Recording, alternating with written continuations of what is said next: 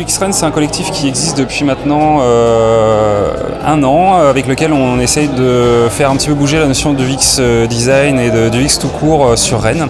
Pour la première fois, on se trouve dans la salle de la French Tech. L'idée, c'est vraiment de réussir à fédérer en fait une communauté sur Rennes de professionnels du web, mais pas que du web, du design d'objets, de l'architecture, de l'urbanisme, de la conception de jeux, toutes ces thématiques qui incluent l'utilisateur dans la conception d'un dispositif qui soit réel ou qui soit numérique. Alors ce soir au programme, on a 2 conférences. La première qui est animée par Laurent Demontier. J'ai fait une présentation sur l'évaluation du design dans un contexte plus large qui est celui de l'expérience utilisateur. Et la seconde qui est animée par 2 personnes qui viennent de Région Job. Le sujet de la présentation, c'était la place de l'UX dans le cycle de vie produit chez Région Job. Moi et Steph, c'était notre première conférence. L'équipe du UX-Rennes qui met relativement bien en confiance, et puis par l'ambiance générale où il n'y a vraiment pas de pression en plus. Moi, je recommande aux personnes de venir parler de ces sujets-là sans problème.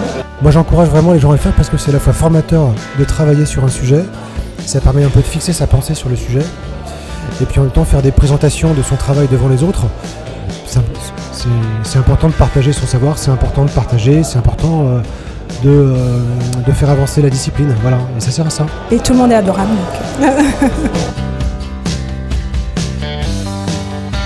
On était vraiment dans le concret ce soir, avec des sujets qui étaient très sur le quotidien d'un UX designer ou d'un front-end développeur ou d'un chef de projet pour apporter cette méthodologie-là UX dans son cadre de travail quand il n'y avait pas forcément ni le temps ni l'argent pour le faire. Ce qui permet aussi aux participants de pouvoir s'identifier, pouvoir projeter aussi leurs propres projets pour repartir après avec des idées, avec des astuces pour améliorer eux-mêmes après l'UX au sein de leur projet. Clairement, la saison 2016-2017 sera pour nous pleine de nouveautés comme a été la première saison. On a envie de faire intervenir plein de gens différents, de plein de milieux différents. Et du coup, le retour des UX Days en automne prochain, très certainement en octobre ou en novembre.